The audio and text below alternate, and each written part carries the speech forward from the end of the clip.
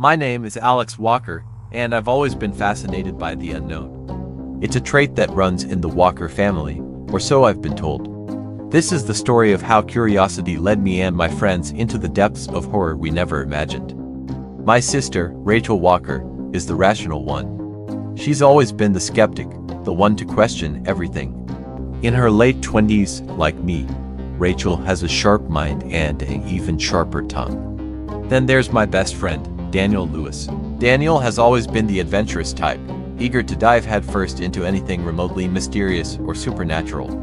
Finally, there's Samantha Sam Carter, the local historian and librarian. Sam is a wealth of knowledge about our town, Ravenswood, and its many dark secrets.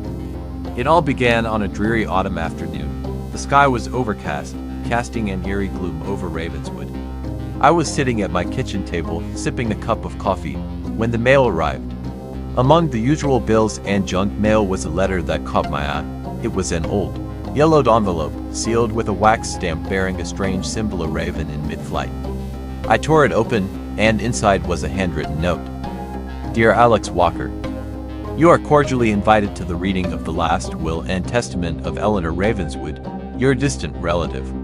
The event will take place at the Ravenswood Mansion on October 31st at 8 p.m.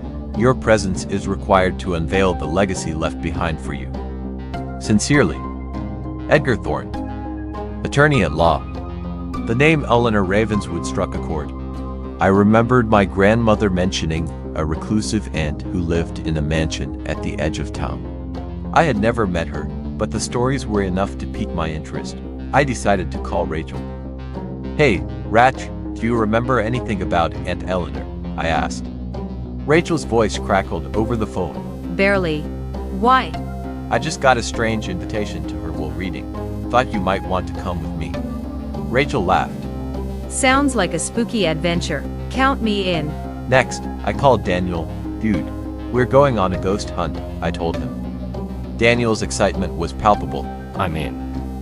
You know I love this stuff. Lastly, I contacted Sam. If anyone knew about the Ravenswood family, it was her. That evening, we all met at my place. Rachel, with her skeptical nature, was already doubting the legitimacy of the letter. Daniel, on the other hand, was excited and ready with his ghost hunting gear.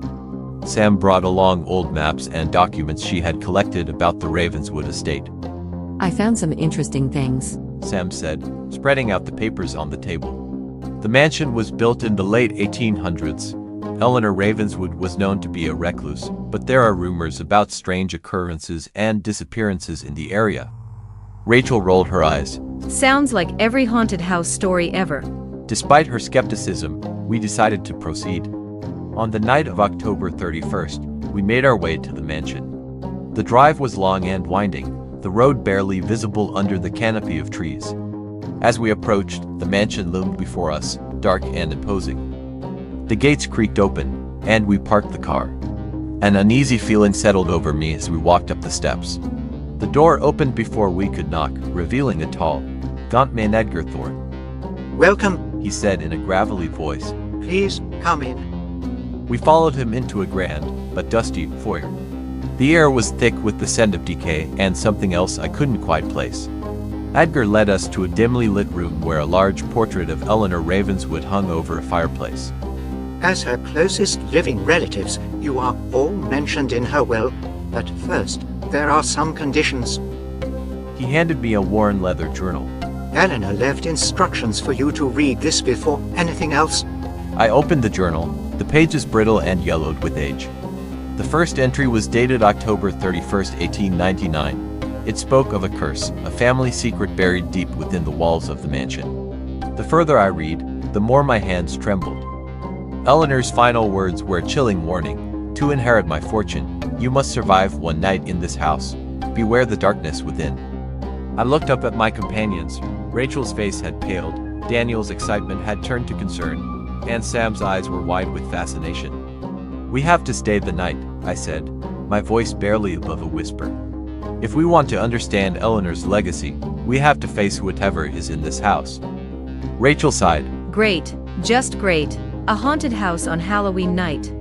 What could possibly go wrong? Daniel grinned, trying to lighten the mood. Come on, it'll be like old times. Remember when we used to explore abandoned buildings? Sam nodded, but her expression remained serious. We need to be careful. If there's any truth to these stories, we could be in real danger. Edgar Thorne handed us each a small, brass key. These will unlock the rooms you'll be staying in. Good luck. As we made our way through the dark, winding corridors, I couldn't shake the feeling that we were being watched. The mansion seemed to breathe around us, its ancient walls whispering secrets of a bygone era. Little did we know, the night ahead would test our sanity and unravel truths we were not prepared to face.